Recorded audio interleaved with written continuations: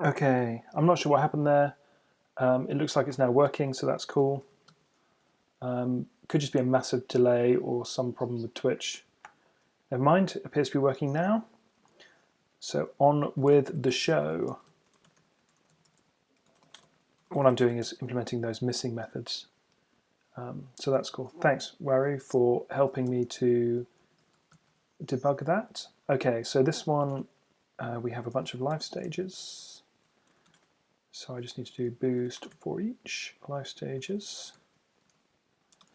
And then I'm going to just say if hash equals stage hash return stage, no double equals, and then return null in the unlikely event that it's not there. Right, so those are now built.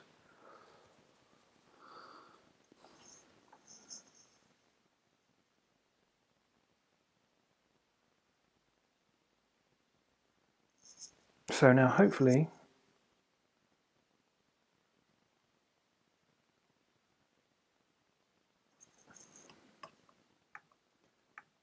what is the quality encoding options? I don't even know how that works. So when I'm partnered with Twitch, my viewers count is somewhere above 40. Well, it's nowhere near 40. I've had about 15, I think, at the most.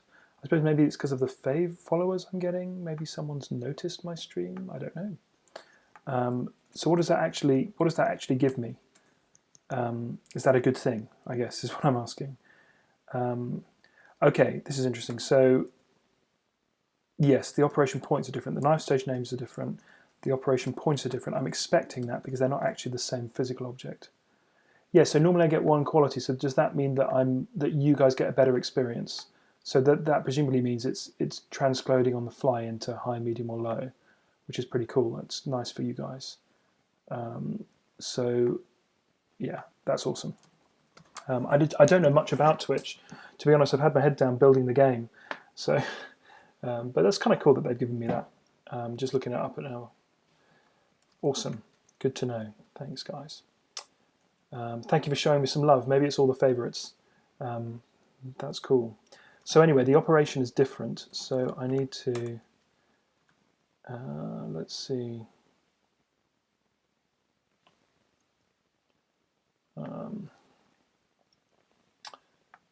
Let's see if I can figure out what the best thing to do. Well, the operation name should be the same, so let's just go with that. There's no point directly comparing the pointers because they will point to different things. The point is that they should point to the same type of the different thing when it's been reconstructed.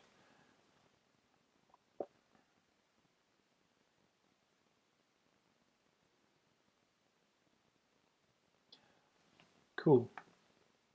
So let's have a look at what mobile stream looks like. It's probably going to be tiny and horrible. I'm just playing with it on the other monitor. Okay, 3 failures. Right, awesome. So those worked. Fantastico. That means that saving the operation staff, actually no, the staff isn't working. Saving the stages for the particular human is working. Now, so that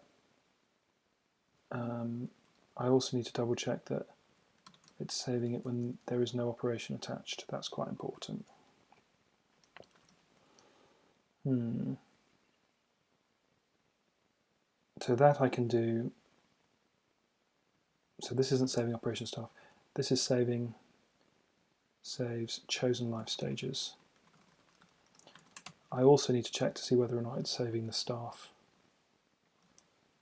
Because, actually no, hang on.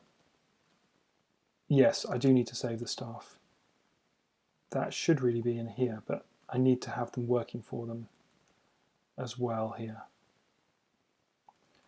So it's exactly the same. setup code. So that means that within the operation, we'll have some staff, won't we? How do I actually reference that staff? And what is staff? Right, so that means that within that operation, for the particular chosen life stage, okay, this is going to be super, super ugly, but we're going to see how it goes. So let's just see if I can find staff.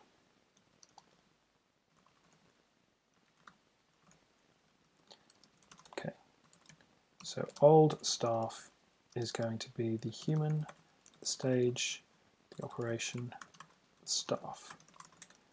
And new staff is the new human, stage, operation, staff. Right, so now I've got those, I should be able to say old staff, find, and then I pass it the life stage,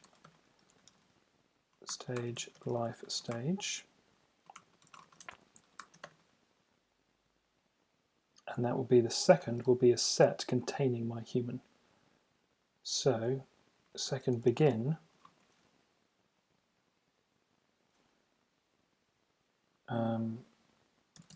actually I don't care about the old one, I just care about the new one. So staff find new human stage life stage second begin, that has a set.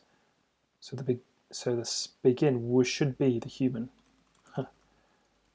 That is some crazy dereferencing, but new human. If that works, I'll be really pleased, but it won't work just yet. Oh, nice. Hi, Pickled Pakute. A post on Game Dev Week back caught my attention, no longer live. Yeah, sorry. I did stream for a reasonable amount of time that day, but not for the whole day, so thanks for popping back. If you favourite me, obviously you'll get a notification if that's your thing. Okay, unterminated function. Okay, I'm seeing some brackets. Oh yes, that would be good. So today it's kind of a bit dull because I'm doing history generation. History serialization. So I'm saving all of the work I did last week to create new games and create new history. I'm now in the process of saving them. So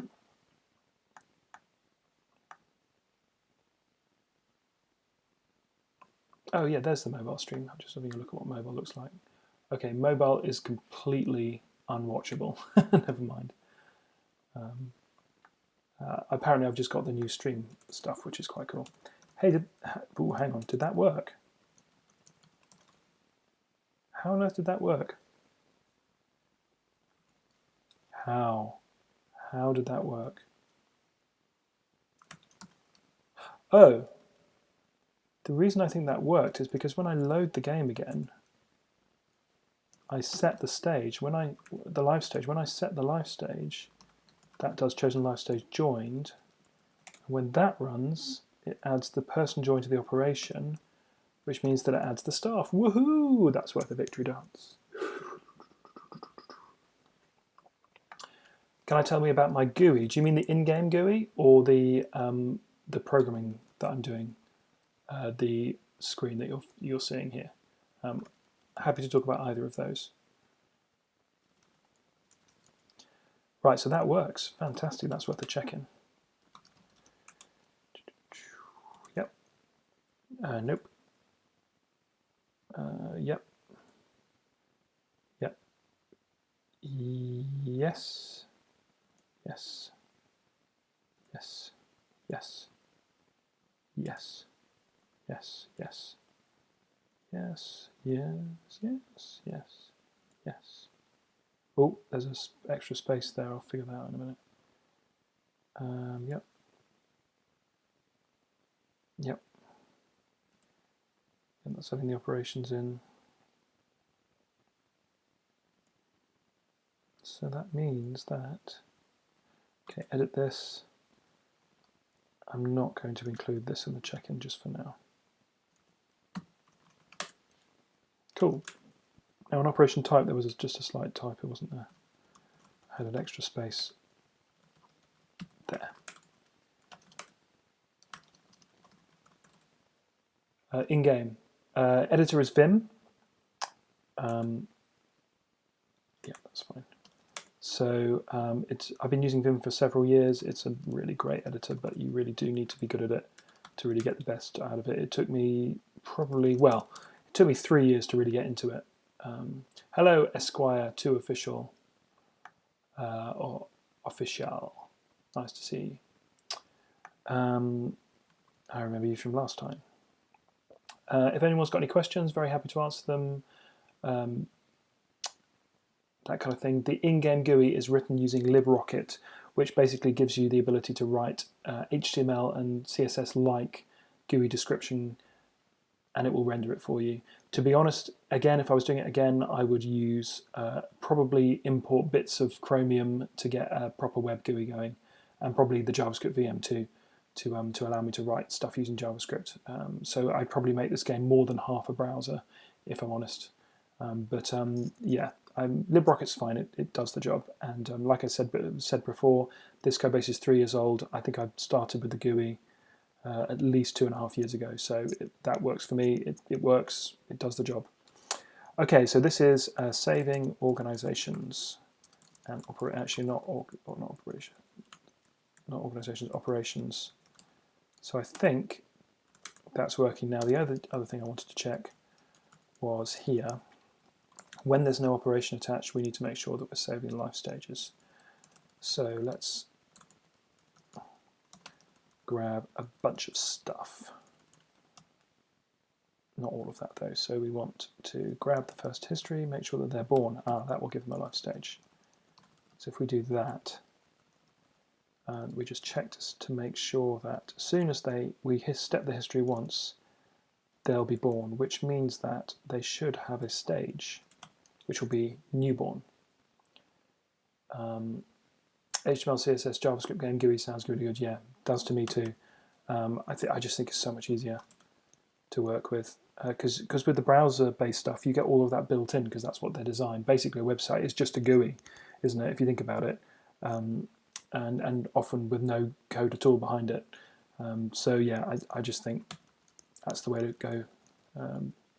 Okay, so now once I've got a stage there, I can do test, save, and load. Then I can do check.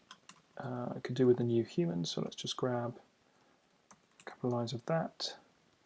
The new human should have a stage, and the main one I want is 486. So the new human's life stage should have the same name as the old human's life stage, which in this case, because it's only stepped once, will be a newborn life stage. So let's just double check to see whether they're the same. Okay, doing well. Well, you can see my play counts ticking up. Hello, if you're just joining, that's cool.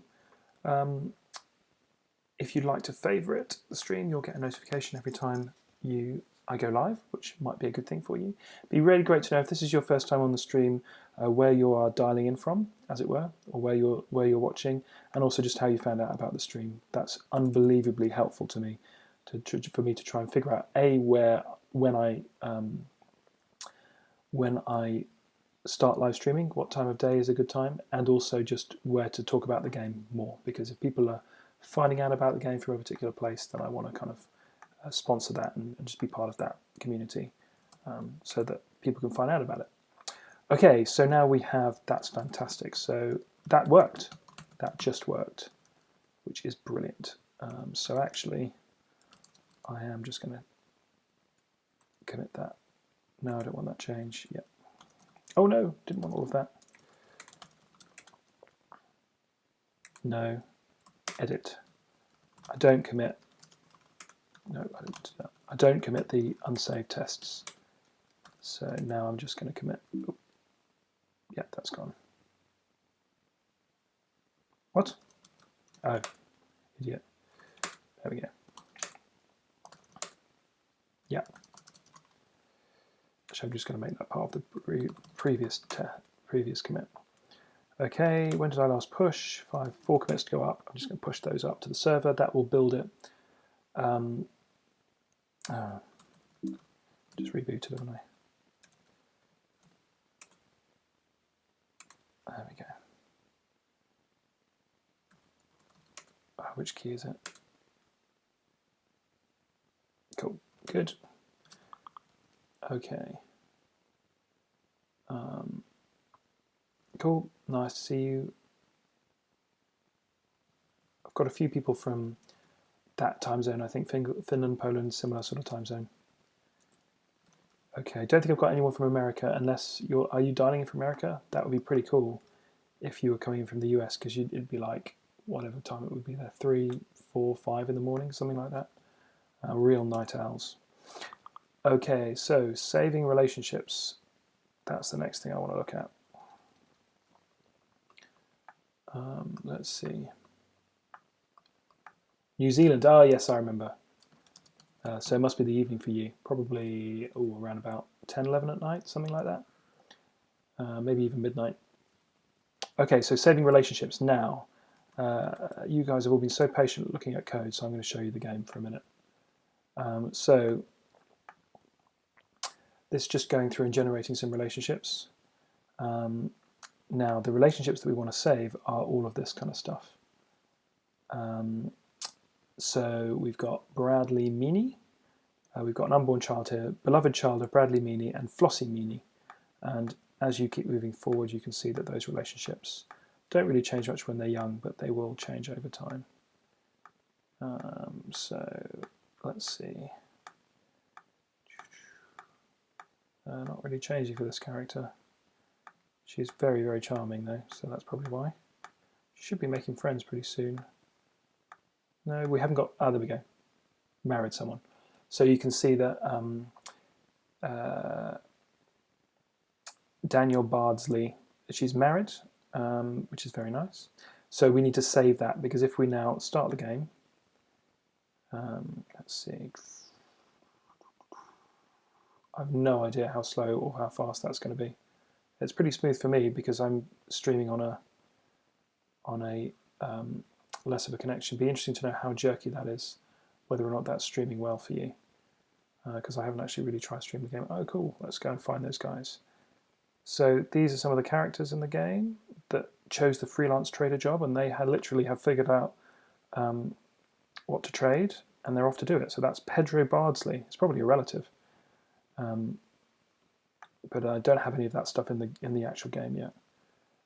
He's jumping over there, and these guys are coming back. So these are all the freelance traders. The only people who are, that's Marvin Northill just there.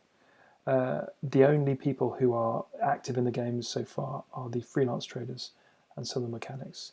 About 2 frames a second. Oh, that's annoying. It's 60 frames a second on my computer, or something similar. Yeah, okay. I'm not quite sure how I'm going to make that quicker. Yeah, you're just going to have to take my word for it for the moment. Right, so if I now load an existing game, I don't think this is going to work at this point. Yeah, it's crashed. And this is what I'm trying to figure out. All of that kind of stuff. Yeah, that's actually a separate bug that I need to fix. Okay, fine. Yeah, I can see that's not very fast, is it? Yeah, I've got it running at 30 frames a second on the stream. I might try 60 frames a second, see if that's any faster. Anyway, I'm not working on that now. The plan is to do saving relationships. So, history. The relationships are stored in a relationships thing, which contains a map of all of the humans in the game to the relationship values. Now, relationship value is another human with the particular relationship value they have. A relationship value is just a status, which is one of these, and a value, which will be -10 to 10, roughly. So, in order to save that, I need to edit the history proto file. What's the time anyway? 25 to 11, okay. So I'm going to have to save inside, probably inside human. It's not really relevant to humans. Repeated relationship equals 4. Okay, before I do this, I'm going to write a test actually, because that would be the smart move. So if we have, let's go back to history spec. I know I test this stuff in here somewhere.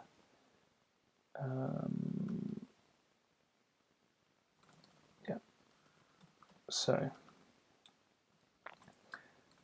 right, we've got 2 humans here, and not test history, is it? It's test state history in this version. Test history, test state history. Oops. Okay, so don't need that. We should have at least 2 humans.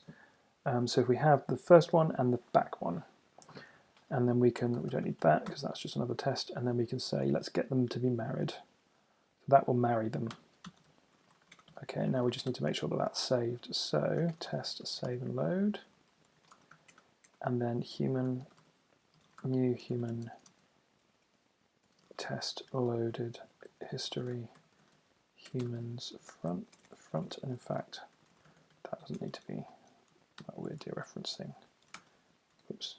That can just be front. So I'm just taking the first human I've got and the last one basically because it's easy, and then just making them get married. And then what do I use to test? Unit test plus is what I use, which is pretty cool. I like it. Works for me. Okay.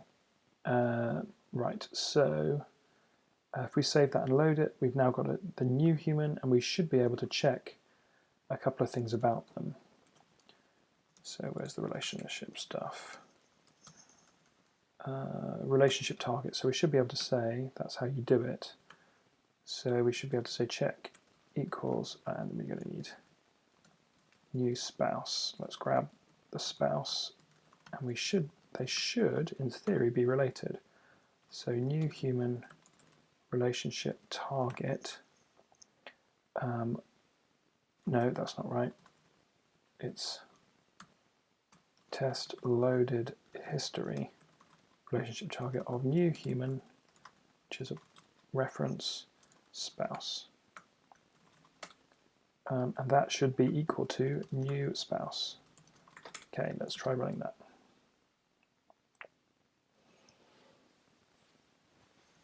So what I'm checking is to make sure that that relationship survived the save and load. Relationship is not defined. Oh yeah, I haven't done that yet. Let's just forget that for a minute. And I want to watch the test fail. So I try wherever possible to do test-driven development where it makes sense for games. It's sometimes games are a little bit weird for test-driven development because a lot of it's subjective. But certainly the subsystems I really do try and do with TDD. So that means that I need to write a test and watch it fail. And once it's failed, then I'll write the code that makes the test pass. So I'm just going to pop out for a minute. I'll be back in probably a couple of minutes. Yeah. Just need to get some coffee.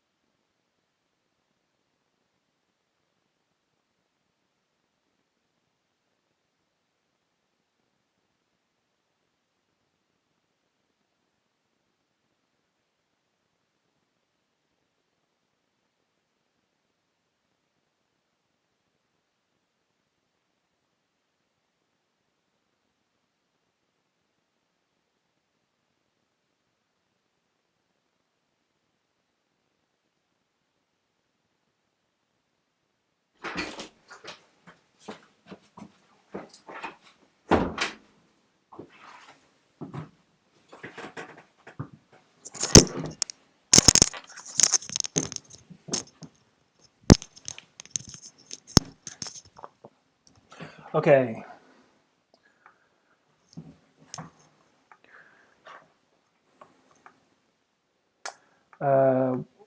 Are the relationships limited to one between people? Can people have imbalanced relationships like some people having one-sided love? The answer is yes in theory, but currently not in practice. Yeah, so when we set a relationship here between a human and a spouse, you'll find that that will be set to be yes. That will be set to be bilateral because of the way that the relationship code is actually set up. You can see here that it actually sets of both sides. When someone dies, it doesn't do that. It sets the status to be widowed. So if two people are married and one person dies, then it widows one person but not the other one. They still say married because they're dead. So yeah, in theory, I could do this. The data structure support it. In practice, I haven't implemented that yet. There's a few complications around how that would work. So a more technical question, what brings you the choice of using Rake? Because I understand it. CMake I would definitely use if I understood it and had it working well. The Rake file that I've got is the produce of 3 years of screwing around, and it's horrible. It really is very nasty, but it works. Hey, but it is a bit nasty. But yeah, because it's not broken, I don't want to screw around with that. I think that would be a mistake. So yeah. Right.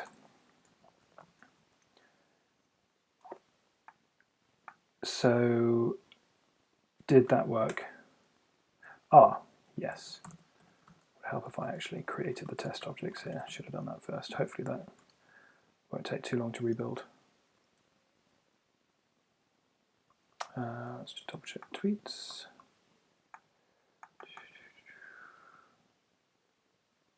Just pop another tweet out actually.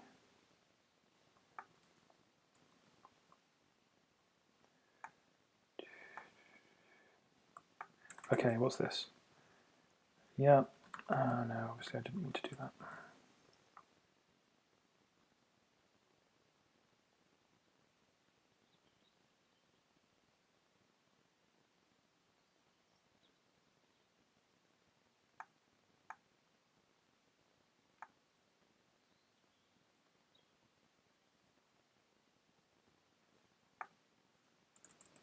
Okay, what's going on here? Oh, those are pointers, not actual humans.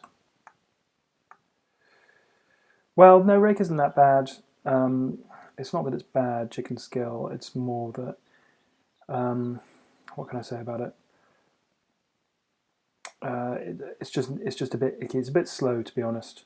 It's slower than Make, and it doesn't naturally build in parallel very well. So it would be nice if I could do it. Have I overloaded the? Yes, I have in certain cases. I use that for sorting, and an object with an overloaded brackets, it's called a functor, and it's quite useful in certain places. Right.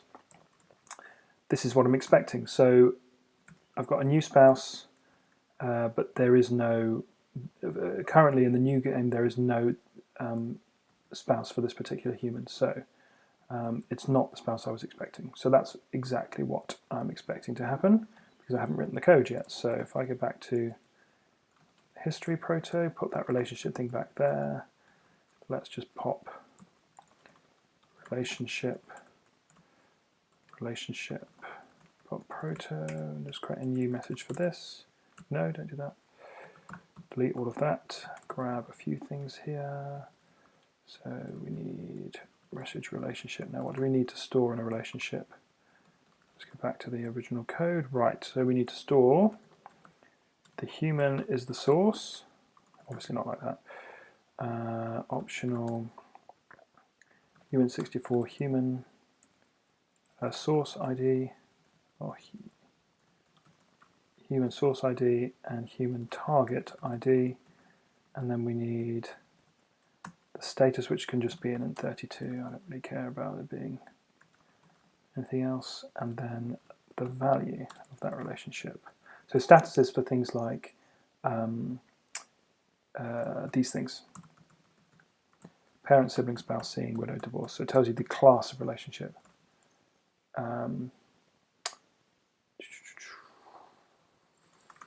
So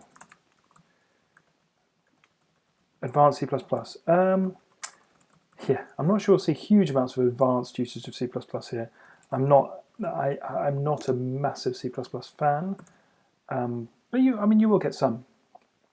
So certainly in terms of using STL, I'm a reasonably high user of that. Oh, not enough. So what's my theory of model of memory management? Mostly, I try and go with contiguous memory wherever I can. I'm not particularly using large blocks of memory in most places in the game. I do have a place where I pre-allocate a bunch of memory and then kind of fill it in with objects, but I don't do that very commonly. The memory is pretty fragmented, to be honest. As I've said before, if I did this again, I'd probably keep it much more GPU focused, probably even in JavaScript, and build most of the game on the GPU. I think that's certainly where I'd be looking to go with this game in future, and just make it very data oriented.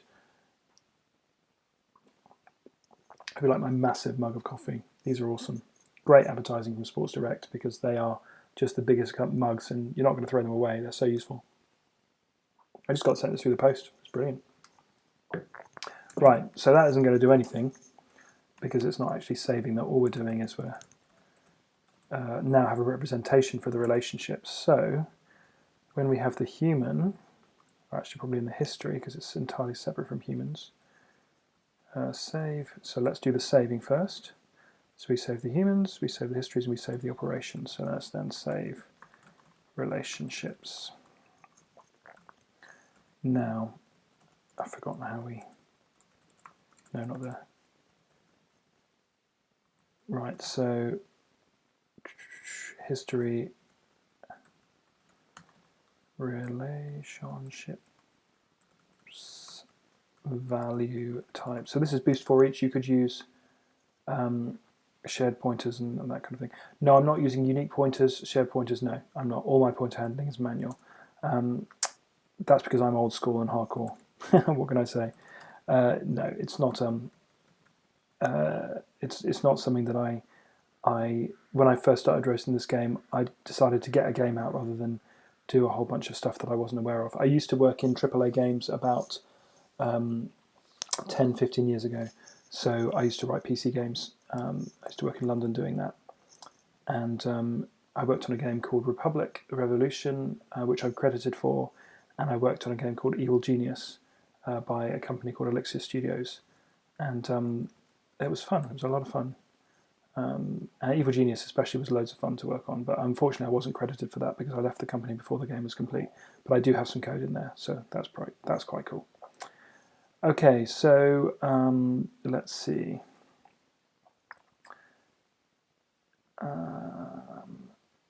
Relationships, yeah. So this just needs to be history, relationships. Perfect. So save relationships, and then I just need to do add relationship. And then I'm probably going to do pair first, pair second, and let's have a look at what that actually means. It's going to mean that the relationship values. So that means here, oops, there we go. This thing is going to be a PV relationship. And this thing is going to be a human source and then a relationship values.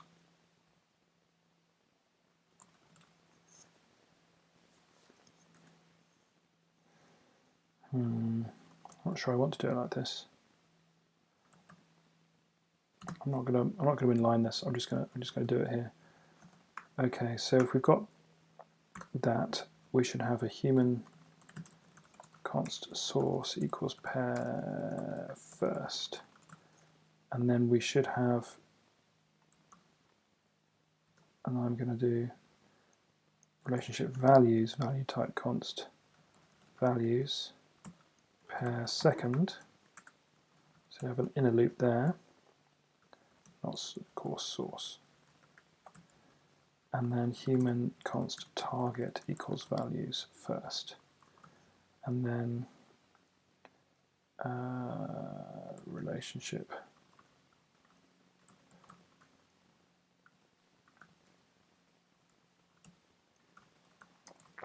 value equals values second. Okay, now that gives them all right, so then I can just say, then I can save it here, so I can say history, no, save, add relationship, and that will be a PB relationship, and then I can just do rel, just make that a reference because I prefer references. Okay, nice to see you, Aru. Do stop by again, do follow me if you haven't already, and then you'll come and join the fun next time. Okay, so rel, let's see, so the rel is that thing. So then we have human source ID set. So this is easy. So what you can do is you can just say, I'm just going to store the pointer for this thing directly. Actually, I don't even need to do that. Directly inside the save game. So that may seem crazy, but what that means is effectively it's an ID. The address in memory for the human is the ID. So I'm able to just do that. And then these are a bit easier. And then what I do is I save a copy of the IDs when they come back out. When I new up things, I create a map of ID to the new object, and then I just map it to the new object. It works quite well. Okay, so set status, value status, and then set value is value. That's not a great name. Value doesn't make any sense. Okay, so that saved it. Now to load it. So this is loading the human's life stages. We definitely need the humans loaded first. So we've got a map. So for int I is less than h relationship size. So this is on the way back in. So now we're in the middle of reconstituting the relationships. So we should be able to say PB relationship const this time because it's coming from disk equals h relationship I. So we've got the new one coming in. Now we need to grab the source and the target. So we can say human source equals humans. That's just a map of IDs to the new pointers. Rel human source ID. Brilliant. Same for the target. Oops. That's it. And then we need the status, which is just a called relationship. Status equals, I should even need to grab that. Those would probably need to grab. And then what we need to say is state history. And now this is the trick, relationship. You see, at the moment, when I set a relationship, like I said before, that actually sets the relationship both ways, and that's not actually what I want, because sometimes those things are frigged later.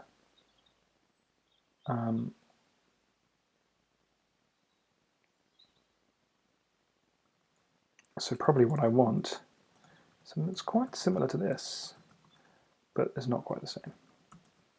In fact, where is that called? Where is this method called? Let's have a look. That's impossible to tell. Let's see if I do that. No.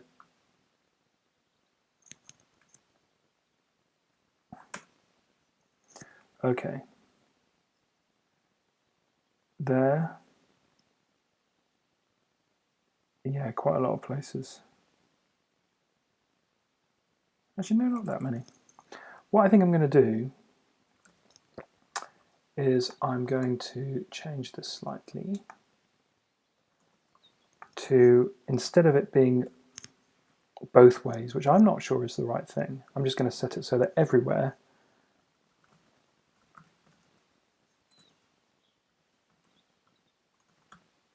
it just does it one direction. I think that's the right thing to start with, which means I'm going to get rid of that.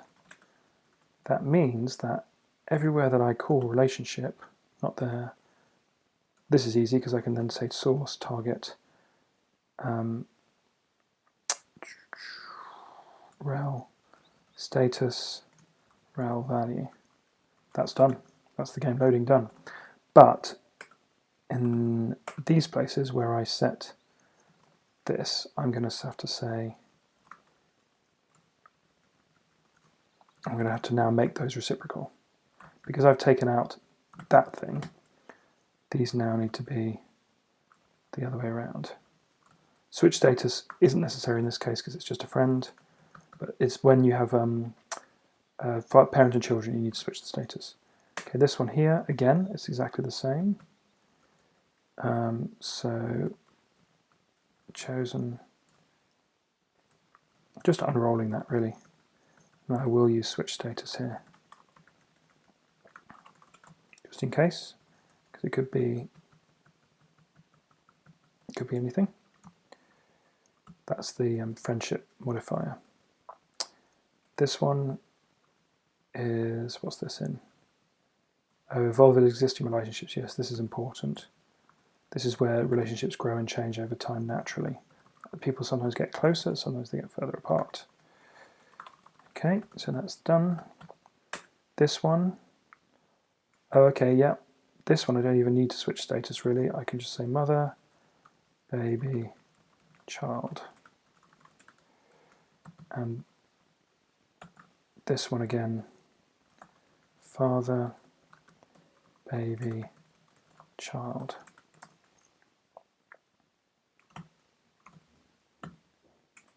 Yeah, I've done that one.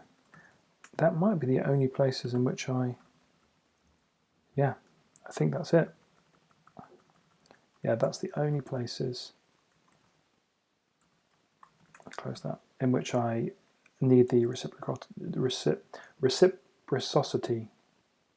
the sameness between the two, I think. So if I run that, that should in theory work.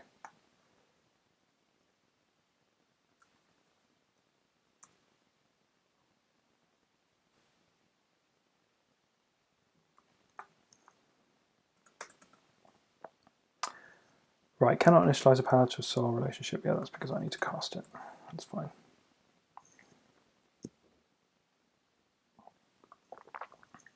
Welcome if you just joined up. No twin support. Yeah, I know. There's only one baby at the moment. That would be quite fun.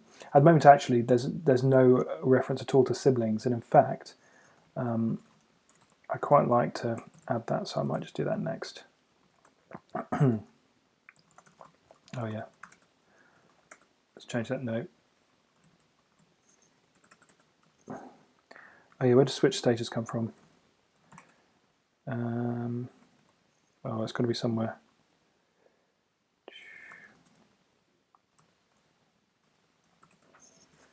That can't be the only place that switch status is called from.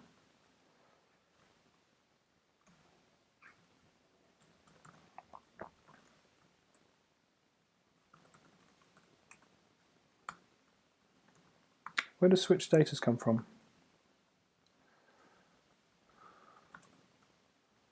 From the header?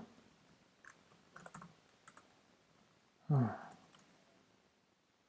Status switch. It's not called switch status, it's called status switch. Easy mistake to make. Same there, fine, run. In fact, before I run, I'll build that in the other window and make that messages change.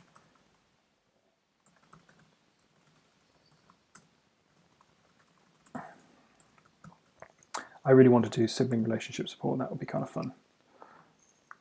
It's pretty easy to do because all you have to do is just say that these two people are siblings. And then the relationships would just kind of work in the game. It won't take much to do. Okay, one test failed. Oh, that worked. Did that work first time? Fantastic. Because it wasn't that complicated. So this test now works, so that's worth checking in. Yep. Nope. Yep. Yep. Yep. Yes, now that's what I've removed.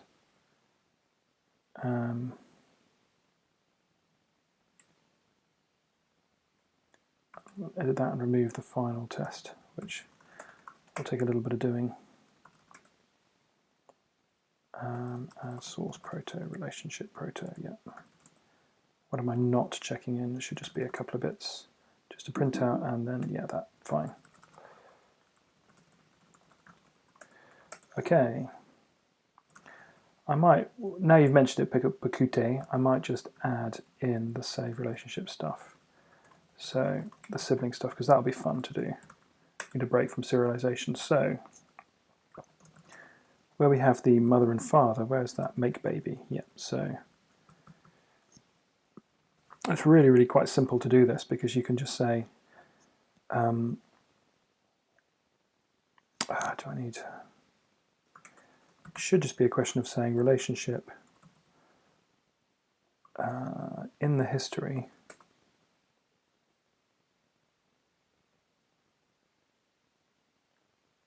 Let's think about this.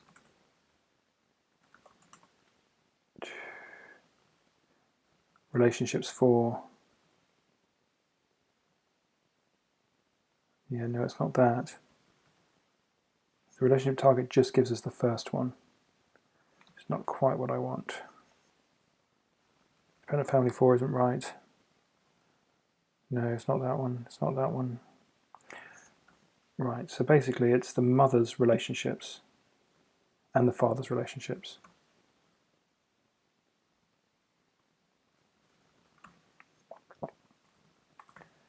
So boost for each,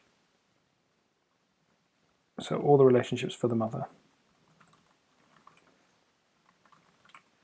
And then I'm saying basically, if RVS status equals child, then relationship with the baby, RVS first, is with the baby is sibling, and we'll start them off with 10, 5 as their starting relationship point. So 10 is amazing, 5 is kind of good. Same with these guys, because the siblings don't always get on, it has to be said. Also depends how nice they are to each other. Okay, and there's that one, and then same with the father. I'll just duplicate that for now. So basically the father's existing children get connections to the baby. That's the important thing. That's siblings, it's done. So let's have a look and see what that actually does to the game. See if it works first. Potentially I could refactor that into one method. I'm not keen to do that immediately. Why is that? It's obvious second status, isn't it? I don't know what the correct abstraction is yet. I don't want to just assume anything about it. If you're new to the stream, I'm asking everyone this all the time, but it'd be great to know where you're from and also how you found out about the stream. Did you find it on Twitch? Did you find it on Reddit?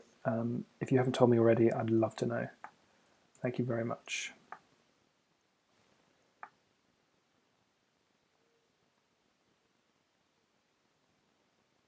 Right.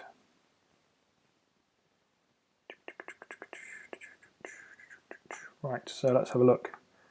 So we generate, in theory, above a child. So there's thing. Ah, right. So it looks like that's their sister. And there's another one. Huh, but we don't have any way of showing it yet. That's because that code comes from, it's working, but we're not showing it correctly. Beloved, where does that come from? Ah, yes, here we are. Long relationship descriptions, brother or sister.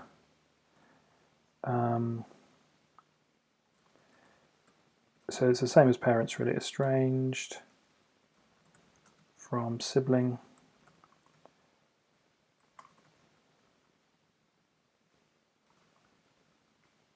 Fallen out with sibling. This is just the description code. Sibling of,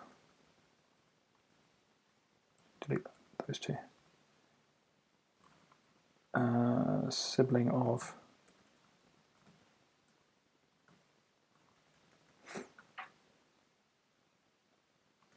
loving sibling of.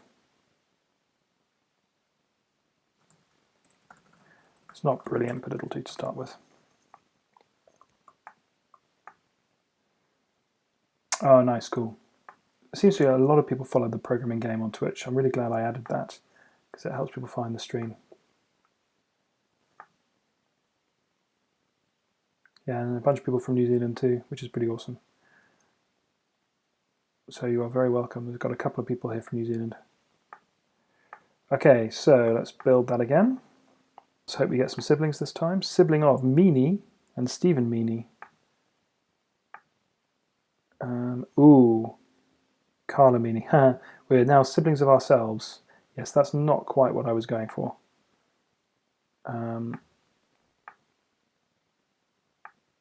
Yeah, let's remove the...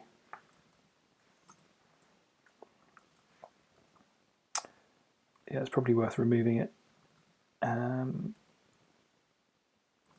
RVS first isn't equal to... In fact, probably the easiest thing to do is just do this before we add the relationships with the baby, because then it won't exist. So siblings first, then mother and father relationships, and then we won't have the extra. Oh, and there was something else I just saw, which was that when they fell out, I was thinking it was an historical event. Yes, if status is friend, if status is seeing, stop seeing each other, got divorced. So friends, seeing, spouse divorced, or parents. So we don't have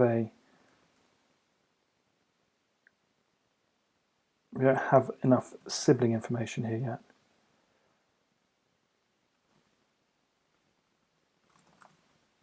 Or status, because we're not using siblings yet. Same here. Status is not friend. Status is not child, and status is not parent. We show something. And status is not sibling. We don't want to show when they hit a peak of relationship.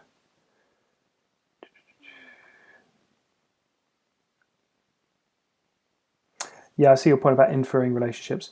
Yes, that would work. The only reason that we want to add relationships explicitly is so that we can track them.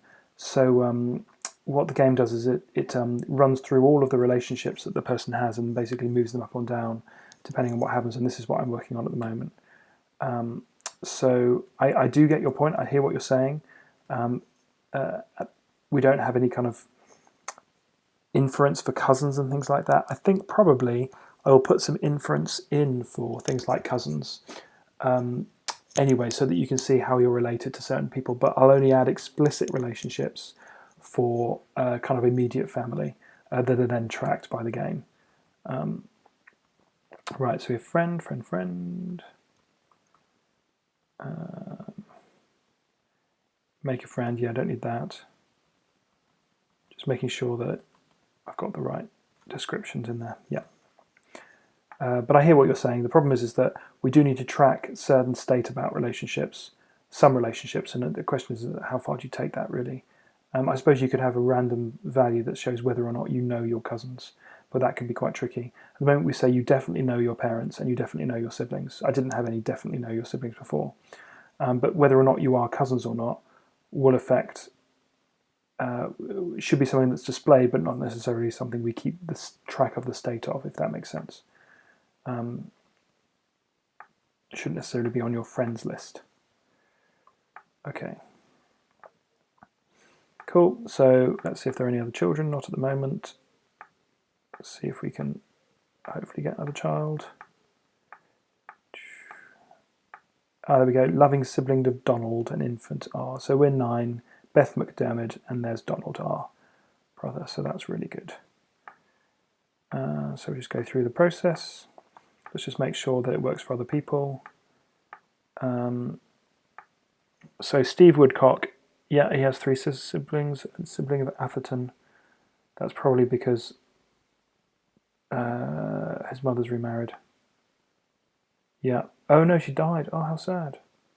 Oh. So Maureen was married to Edwin, no, widowed by Jerry Atherton, who presumably died young. Yeah, 35. How sad. So yeah, I'm sorry, I get really caught up in the history stuff sometimes. So this is Maureen. She's now 48.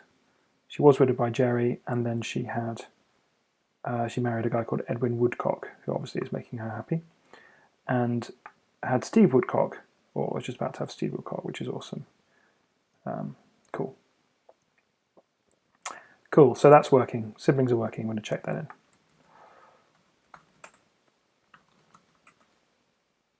No. Yes, yes. Yes. Yes. No. Okay. So explicitly track sibling relationships. Hopefully all that makes sense. Pickled Pekute. All of what I was saying earlier about tracking state of relationships. Right, so now I can just go through this and delete that. On with the history serialization. Joy. Once I've done this, I'll be very happy. Oops. Right, saves the events. So now what we need is some events to be created. Now, an easy way of doing that would be to just step the game once, because then we should have a bunch of events already. So events we should have at this point, once we've done the step. Historical events are basically the stream of things that happened that you saw all of the listed of going to have a baby with, had a baby with, someone died, all of that stuff are log events from the relationship generator, and we're not persisting those at all at the moment, and we need to save them. So we get hold of the events. I think it's just events. There's events for human. There's record. Events, yeah. So check test state history. Make sure we've got some event size. So let's just make sure we've got something in there to start with. And then we're going to need to just grab the first event and make sure it's the same as the old first event. I think that's the thing to do. And we just need to say historical event old event equals test. It's not status, it should be state. State history events front. And then new event test loaded history events front. Now historical events are quite complicated objects. Here they all are. The main thing that they have, yeah, they're going to be quite hard to reconstitute because they are a standard object, but they wrap an event template, which is the complex bit. And those things need to be serialized in a different way. So we're going to need to serialize them in it. I need to make sure I serialize those properly. But because it's a tree of possible objects, some of which have locations, Yeah, they're going to need a bunch of stuff. Unfortunately. But that's the way it goes. Anyway, the first thing to do is just make sure that we have some events after we reload. Right.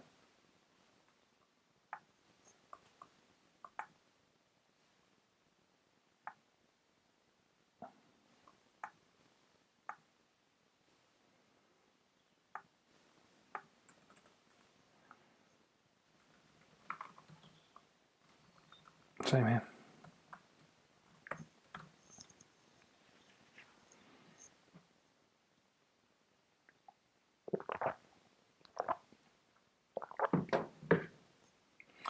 Okay. Unused variable human. Yep, that's true. That's because I don't need it. I know there are humans in the system, so that's fine.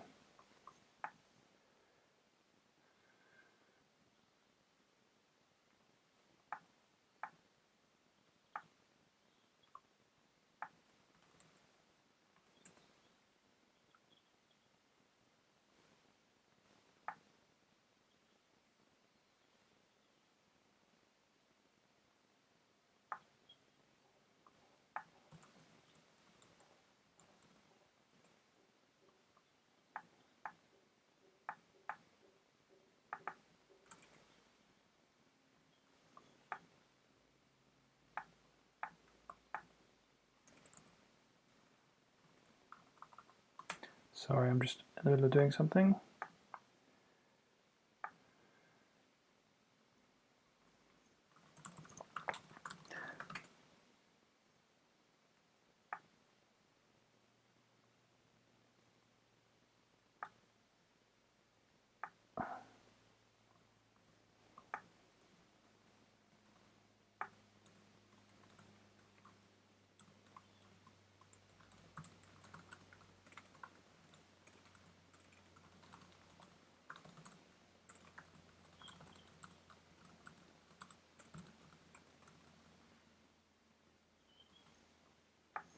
Okay, sorry about that. Right, oh yeah, we're not doing that yet, so it won't like those because they're unused events.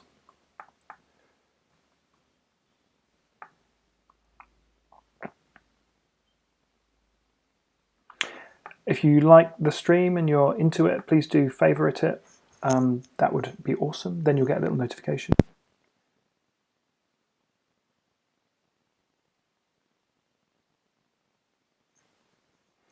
Okay, so that failed. Right, so that we're not saving any events at all. Okay, so history, proto. Right. Oh, I think we'll just put them in here. Historical event.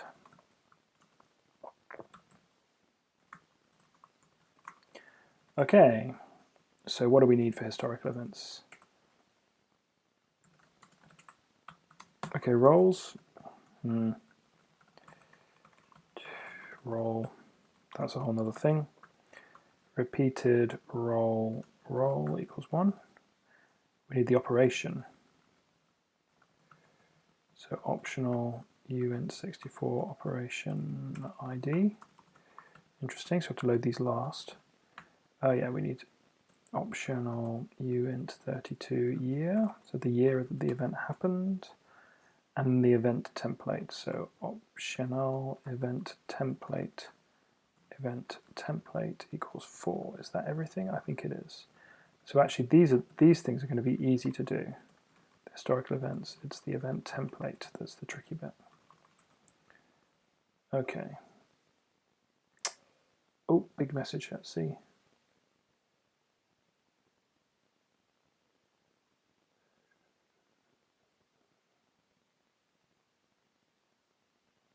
Yeah, agreed. I don't have any support having multiple relationships. I think what I want to do is create quite simple relationships, and then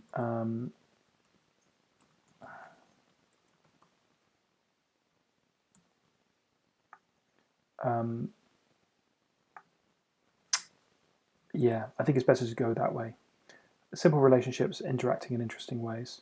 I think it'll be interesting enough. What I don't want to do is simulate too much. There's a really interesting article about on AltDev Blog a Day about the simulation dream, which is basically saying don't try and simulate too much. Let the player infer stories from the simple stuff that you create, and actually that adds more flavour to a game than to actually try and simulate absolutely everything, which is quite interesting. Okay, so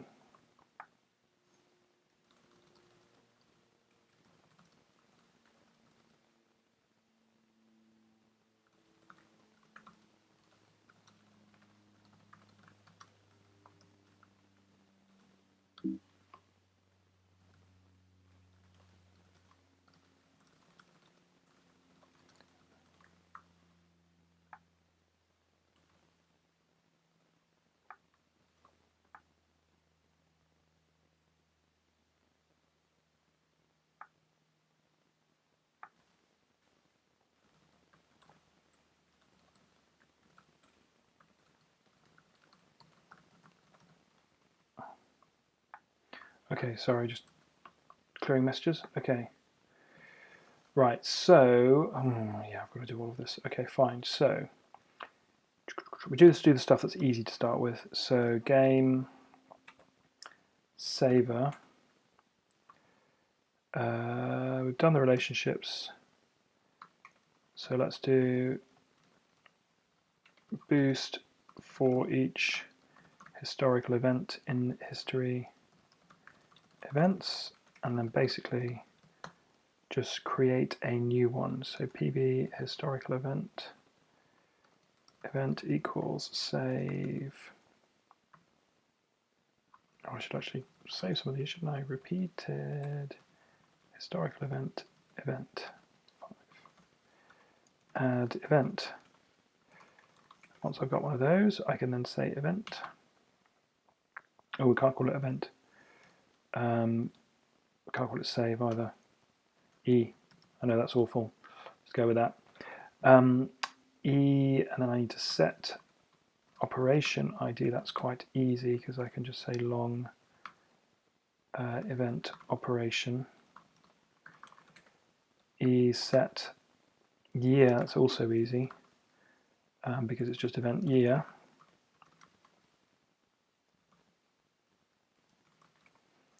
E set roles are a bit more complicated, but I could start with that. And then in the game loader, for int I equals 0, I use event size. What do I use for serialization? Do it through scripting language? No, sadly not. It's all C. But I'm using, this is Google's protocol buffers. So I'm using them to actually just do the actual hard work. I just have to basically port my objects over into another set of objects, and then it will handle the saving and reconstituting of them. The other good thing is that you can save them and load them in plain text as well as in binary, which helps you debug it, which can be quite useful. I use protocol buffers for pretty much all the game data too. I have some Ruby scripts that convert YAML into protocol buffer objects within Ruby. But the great thing is, because it's all primitives, you can just load them into C, so it's a good way of getting data across, binary data across different platforms. Okay, so now I can do a PV historical event. Const E equals H event I. Then I can say state history record. What does that actually do? Oh, a set of events. Oh yeah, and that is the right thing to do. So if I just say, if I create some historical events like that, and then I can say, I can call that event. No, I call it event E, and then I can just push historical event. Sorry, I'm going all over the place here slightly.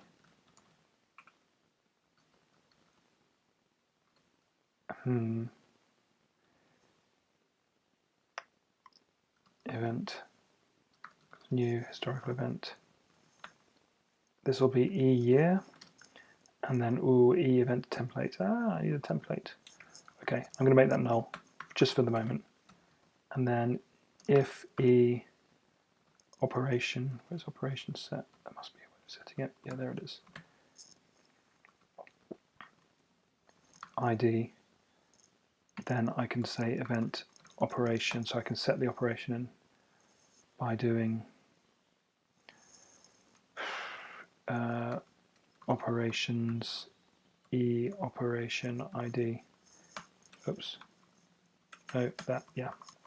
So that sets the operation up if it's there. The other thing was just the role, wasn't it? I'm not going to do the roles just yet. I'm not doing the event template just yet. So state history record events. So then I can just say events push back event. Awesome. And then I just record them all in one go, and that sets up all the indexes as well. So that's great. So in theory, that should at least populate it with a bogus event. It'll be bogus just because it has got the no event template and no roles. So an event template is just the actual event that happens, like a birth or a death or a friendship creation or something like that. And then historical event adds a year to that and also adds the people that were involved in the creation of that event. If that makes sense. That's how that works.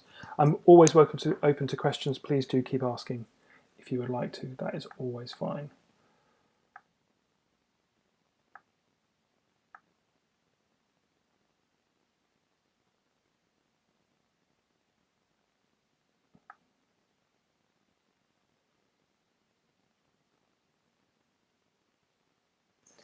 Okay, what's going on here?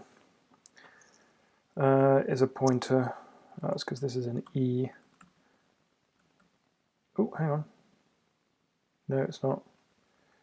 That is a pointer. That is a wrong one. This is the saver. Okay. Okay.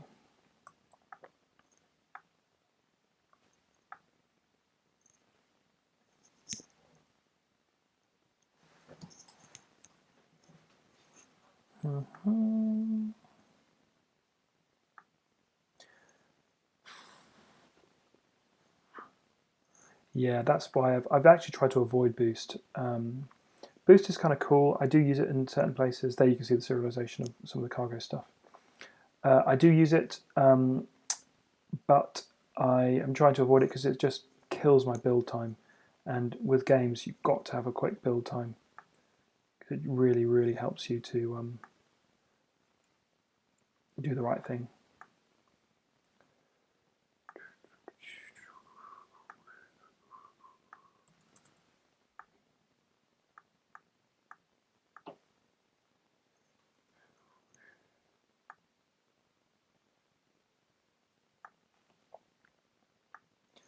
Right, 3 failed, crashed.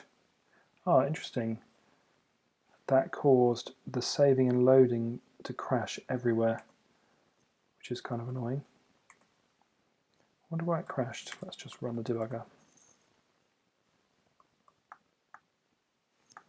We run the debugger on the unit tests, and that should give us a backtrace for where it crashed. Doesn't always, but it should do.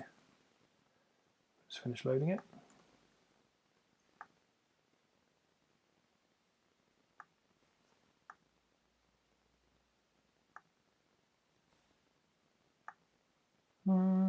Okay.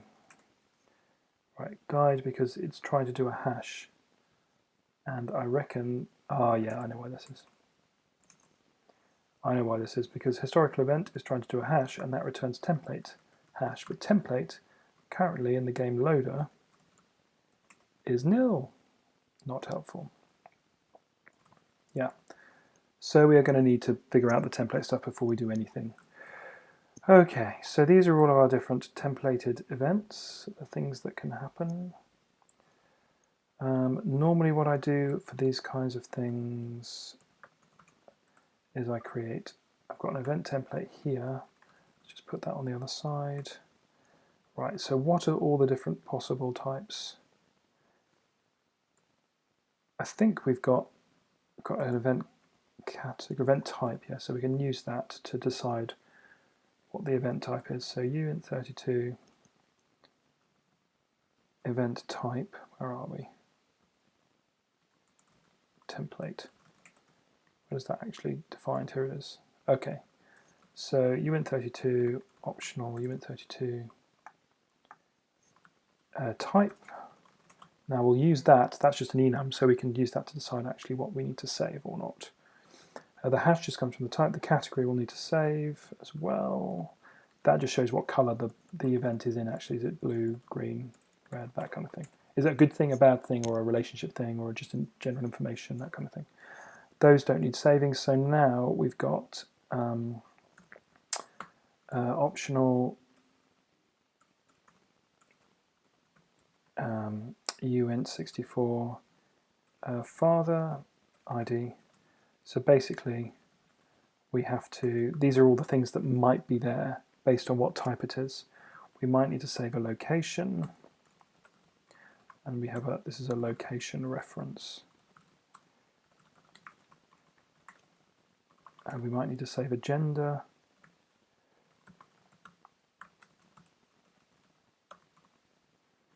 But we don't have to save these things. We might need to save a cause of death.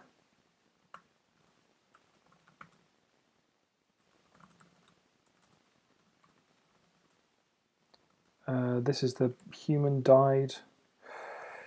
Yeah.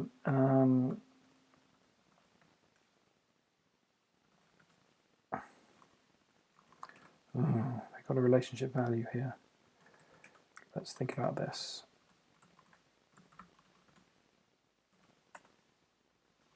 Yeah, we might need to save those two things.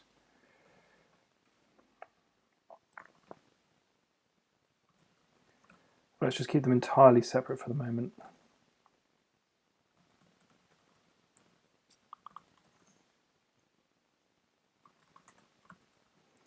Optional uint 32 status. Their view of me status. Whoops. I don't like this. I don't like having to do this. What's the next one? Takes after is a gender. I'm going to save that. In fact, if we have a human, I'm just going to call that human ID, and then we can just reuse the fields. We've got gender. Cause can just be description. Died ID is a human. So gender, we've got attribute.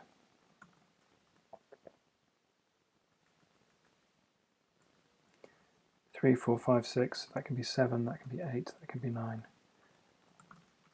Attribute, description we've got. Boost, description we've got. Boost, description we've got. Injury, we need 2 attributes.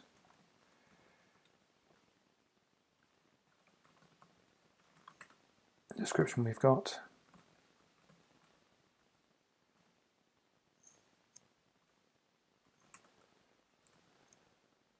Just reading the comments. Yeah, exactly.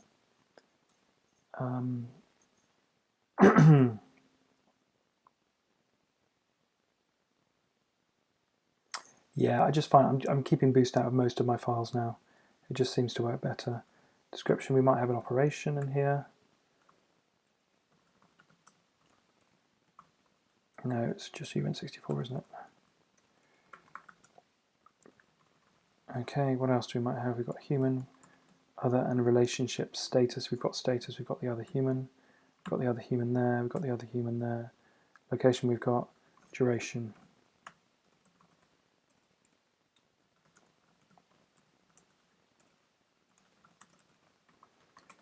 Description, we've got make friends, we've got that. Possible effect, yeah, that's not a thing. Right, is that all of them? Let's just grab public event template, see if we've got any other from the source. Otherwise it takes too long. Okay, I think they all come from historical event, yeah, so we've looked through all of them. A possible effect isn't something we have to serialize because it only exists for a bit. It wraps an event template. Okay, so these are all the different possible things that we might have to fill in depending on our event template.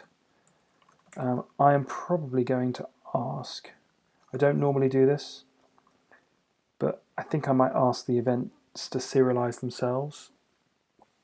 I don't really like doing that because it means you have to include code inside historical event that I prefer not to. But I think in this case, because there's so many different types, it makes sense for them to serialize and deserialize themselves, I think. So I'm going to add a few methods to event template here. So some virtual methods, which is basically save, and I'm going to say pb event template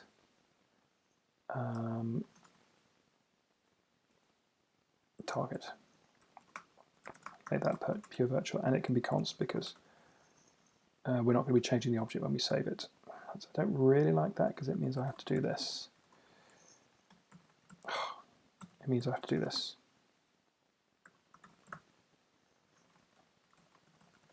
Which is a bit annoying, but you know, and this is something that's used everywhere as well.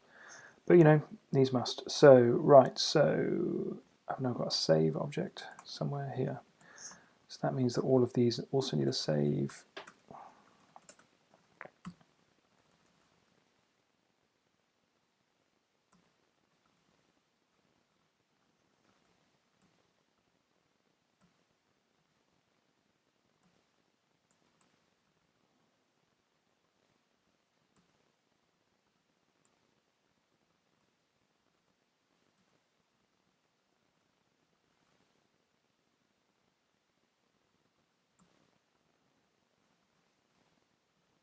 So add that method in everywhere.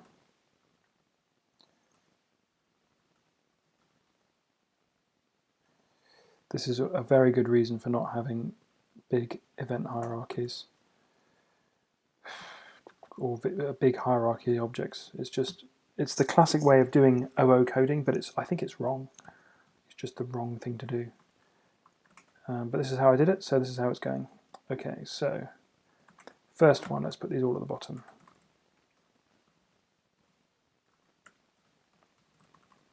Conception. And let's actually use the thing before I go any further. So game saver.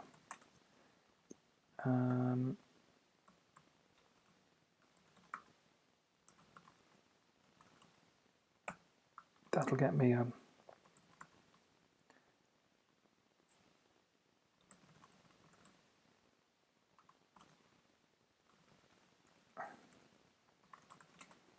and then I can say E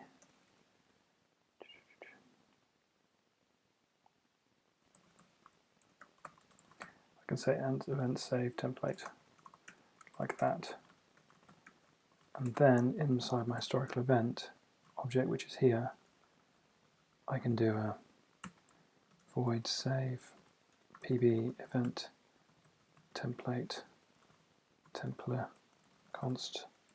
Then you can just say template save templar. There we go. So I've just wrapped that. Okay, so now I'm actually calling that code. Right, I'm going to put the conception object up here. So the conception event is the thing that happens, it's the first thing that fires. And all we need to do is say target set human is the father.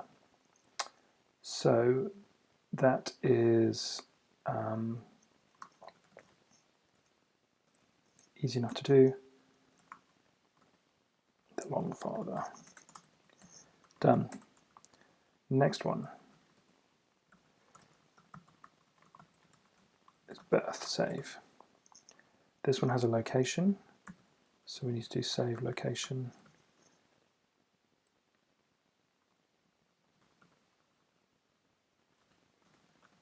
Target, mutable location, and then this is the location. We also need to set the gender to gender. So each of these objects are saving themselves.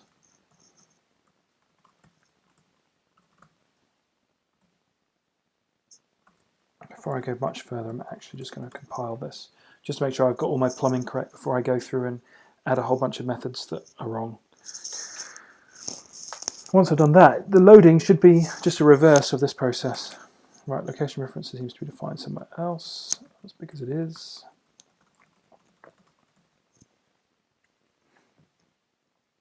definitely better streaming in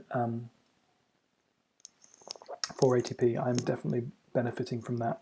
720p, great, but I don't think my Mac can handle it and compile fast.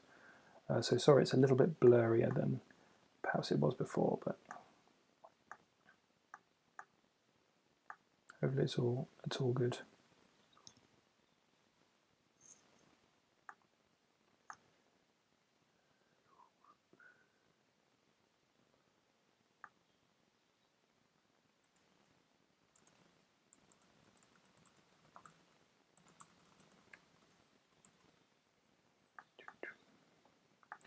Okay, what's going on here? No event name set human.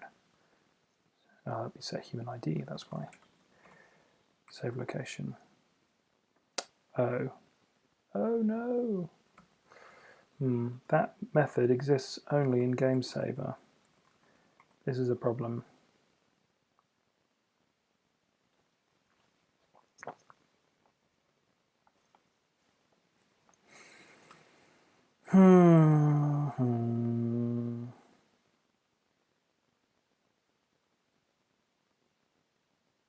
This matters, unfortunately.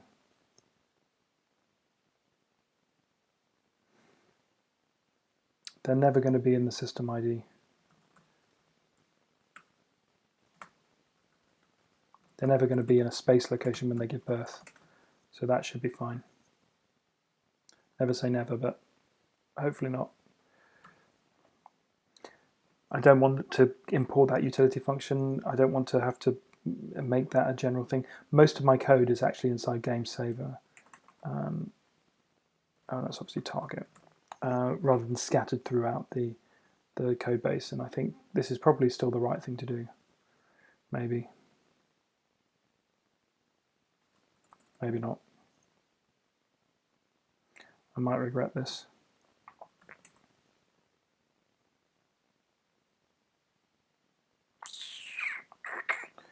Yeah, I may regret this.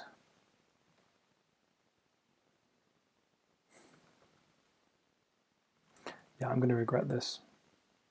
I'm going to undo all of that.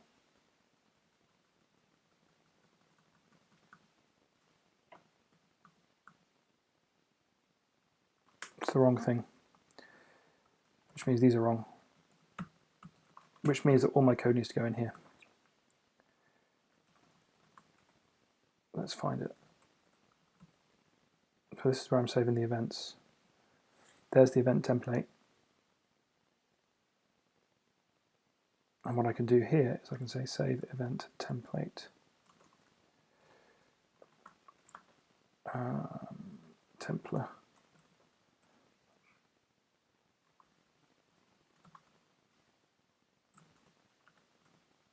And I can also say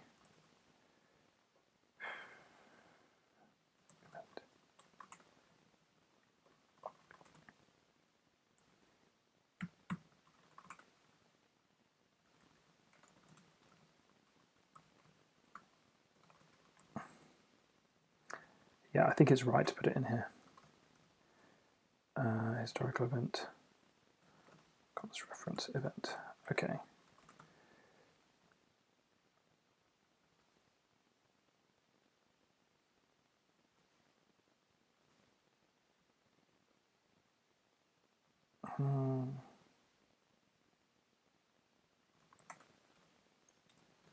Not sure whether.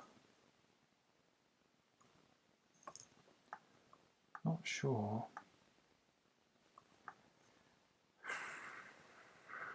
If this is right. Do I have access to the event template here? Nope.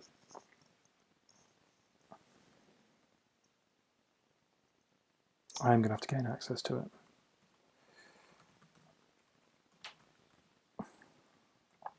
As a const reference.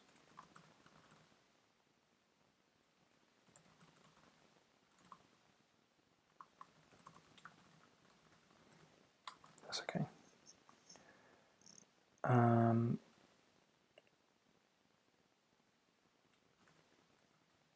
I can just say, can do that, and I can go to here and I can save that. So I'm just doing the plumbing of this new way of doing it. Instead of actually making it an inheritance hierarchy and dumping all of my code into save, what I'm actually going to do is save it properly. By which I mean I'm going to first save, it should probably be target, or just it can be save now. Save set type, and then I can just say, and this is now an event template. And then I can say event type, that makes that really easy. Where is my class event template? There it is. Yep, so I can grab the type. I can also set the category very easily. Now the trick is, what about the extra data that I just added? Well, I can do that by switching on the event type. It's not very pretty, but it can be done. So case, basically, it's all of this stuff. Okay, so what I can do here is I can record a little macro which just allows me to do case forward that, and then break, enter, and then, oh, not quite. Let's try again. Case, and then, there we go.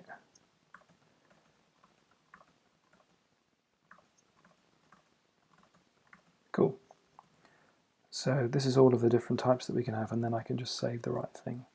So here I can say set human ID. This is much better because it means all of the code is still in one place.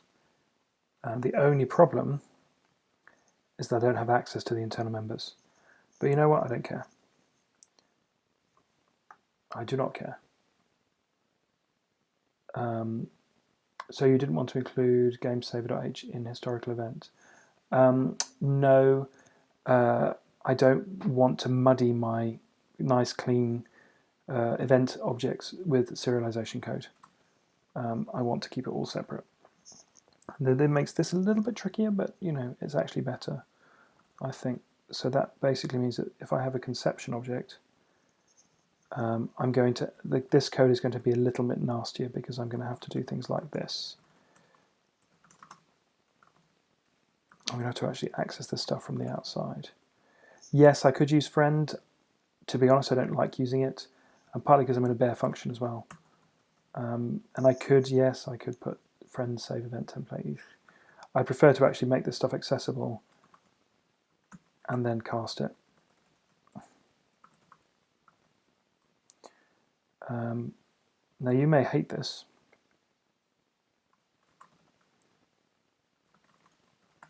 but I think it's fine. Yeah, I know they are. I just don't like the way that friends are designed, if I'm honest. I prefer to do it like this.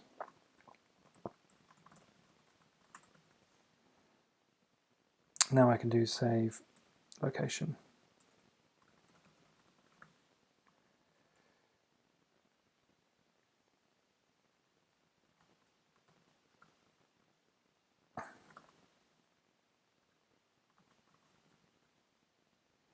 Cool.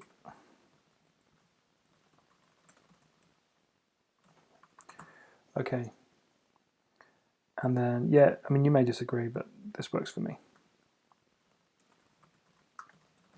And also, because all this casting is kind of, it means I'm not scattering friends through my historical event stuff. What I'm actually doing is I'm very specifically accessing, casting my object, and then accessing the thing I want.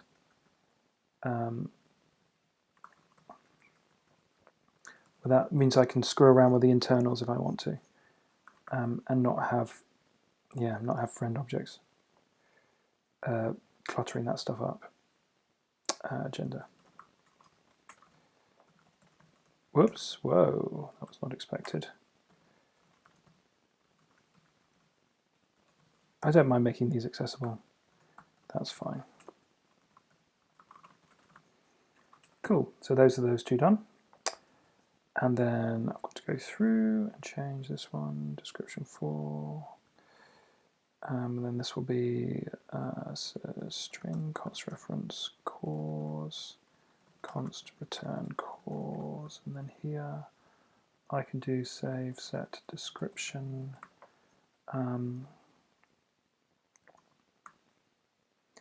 death event cause. There we go. I think I just prefer this way of accessing it. It's working better for me. Right, let's just make sure that that all actually works to start with. The other thing is that then all of the code is in one place for whole. If I ever need to find any historical event or event template, serialization stuff, I know exactly where to look. It just makes the whole thing a lot quicker. Thanks for all the favorites on Twitch. Do remember to favorite me if you want to. Right, pointer type soul conception, kernel cast.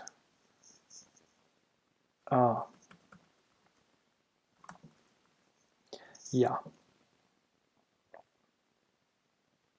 I'll just make it that. Just make it a pointer.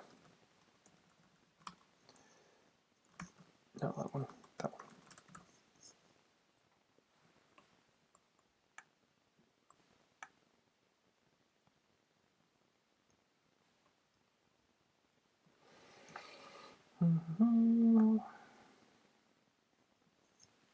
Okay. Yes, it is a pointer. I did mean to use that. You are correct. So now, actually, because I've just done the one type of event, which is the birth event, in theory, if I add the corresponding loading code, my test should pass. Oh yeah, that needs to be long.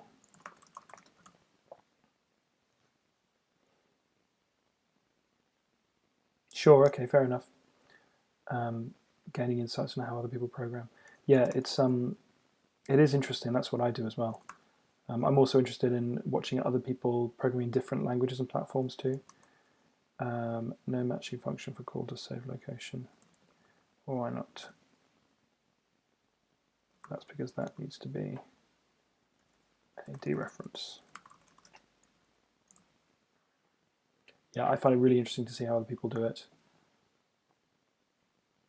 I find that grouping together this kind of nasty access stuff in one place and grouping together serialization in one place is massively beneficial.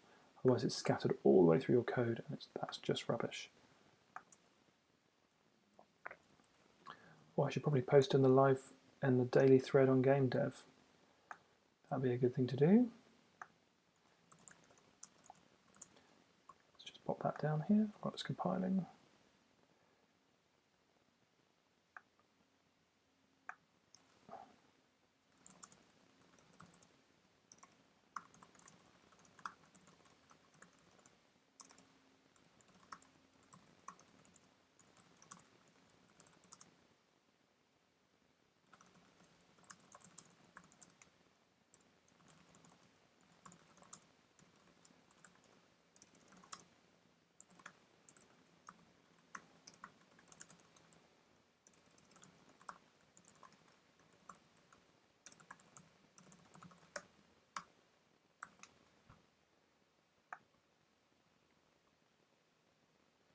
Cool, that's fine. Just make sure I've not taken postmortems. Go to development stream. Posting guidelines. Yeah, this is the random daily discussion thread. So I think I'm okay to put it here.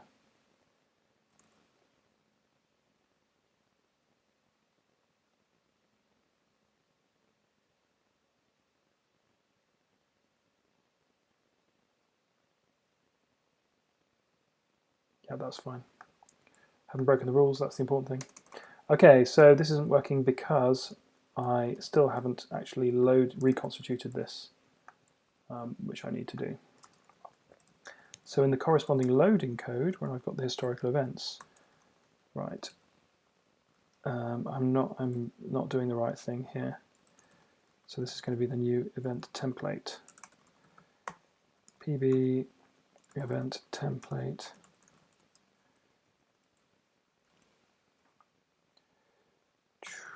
Const t equals e event template. And then basically, I want to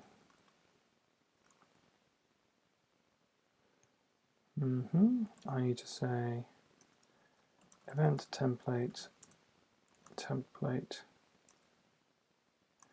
event template is the pointer, equals new event template. Now, how do I create one of these things?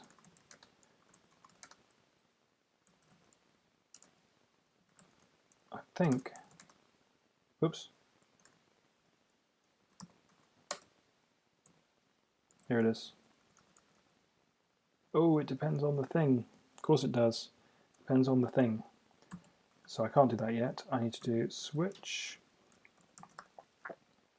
T type. And then unsurprisingly, I need to do switch event type T type. And then I need to grab all of that.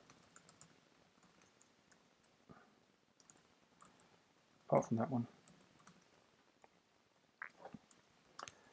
And then delete that, delete that, delete that, delete that.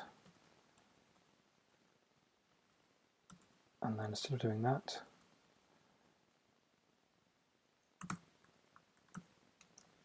now, and then I basically want to say event template equals new conception.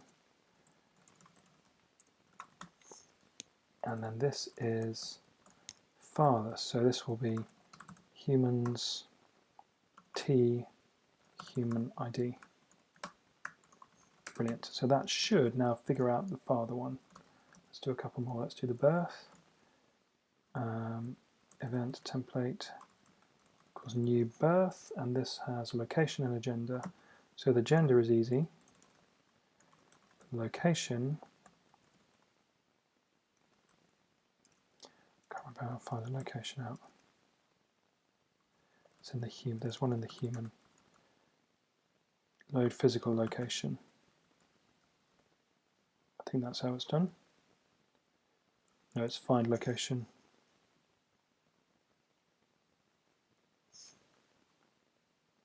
Yeah, that's what I need to do. I think that will do it. Yes, so given a location reference, we find the location. Perfect. Okay, and then what was the other one I'd done? Event death. Death is just a char cause. Event template, new death, and then this one is T description. Great, so now I have a parallel thing between this and between this. So it should be easy to match them up. Let's see if that test passes.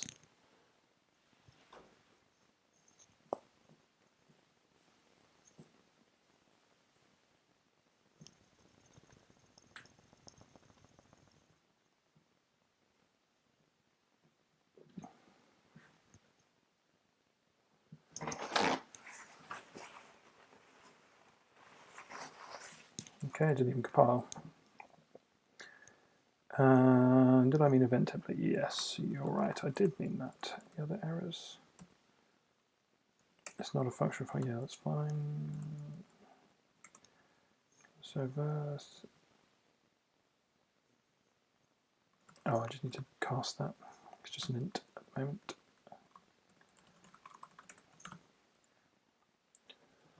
Okay.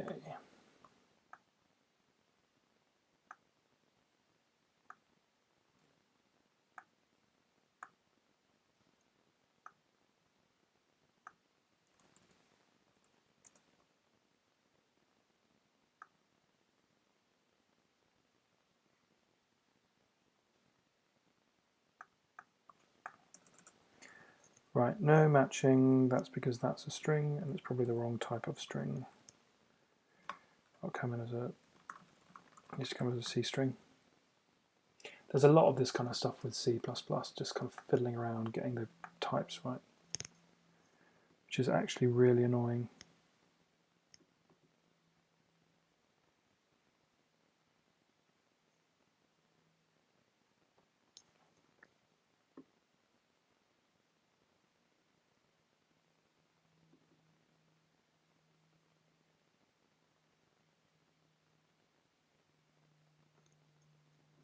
Okay. Oh, that worked. In fact, that passed all the tests. Fantastic. So the first one is working.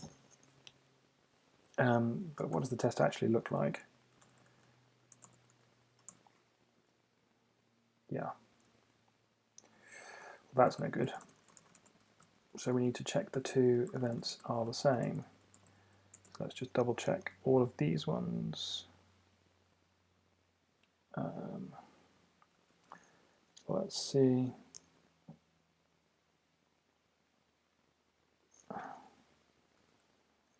What can I check on the historical event? Check the hash is the same, that would be good.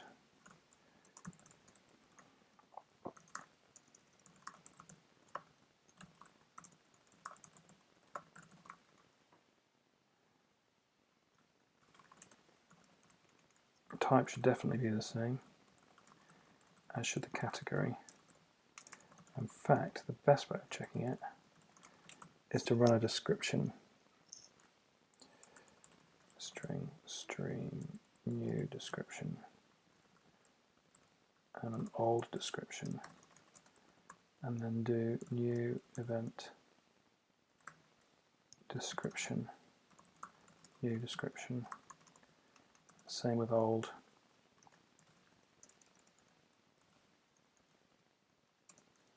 And then I should check equal all new event, no, new description str, old description str. So that will check everything. And the main thing that we haven't checked at the moment is roles. So the actual people doing it, so that will break.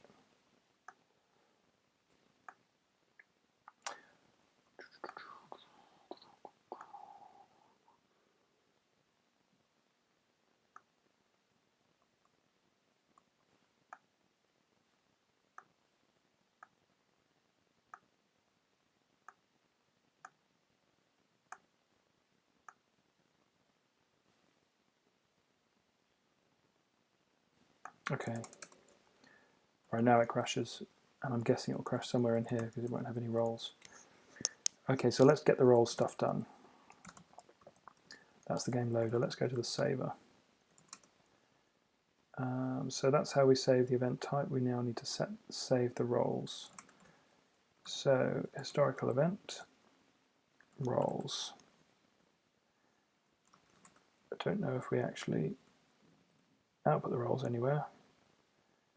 We're going to need to do roles, const roles, const return roles, const, there we go. And then we can do a boost for each, what is roles again? They're up here somewhere. Right, they're just a map of string to human, so that's easy enough to sort out. So let's go back into our history.proto and say optional uint64 human ID, optional string role 2. And that should go first, I think. That makes sense. Okay, so then for each role, that's quite easy. For each event roles, it doesn't go in here. It's part of the historical event, not the template. So I can pop it in here. And then I can say e add role, pb role, not role, r equals e add role. And then I can say r set role equals, it's a value type, isn't it? It's not even a thing. Roles value type, so that'd be r first, and r set human ID is long, r second, fine. That's easy enough to do, and then when we do game loading,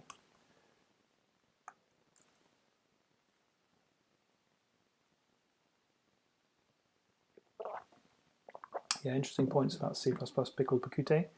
I tend to agree with you. It can do anything. It's about how you do the things that you do with it. That's the main thing. I think that a lot of people use it very, very badly, and that's a shame. Okay, I think it's very powerful. It has a very bad rap, mostly because of that. Right, this is the event template stuff. So now we need to reconstitute that role. So we kind of need to do for int j, equals, oh, I hate this kind of coding, equals e role size plus, no, not I, j. This is the thing you can make so easy to make a mistake. P role const r equals e role I, and then, oh, I can do this right at the end, can't I? Once I've actually got my historical event. Oops.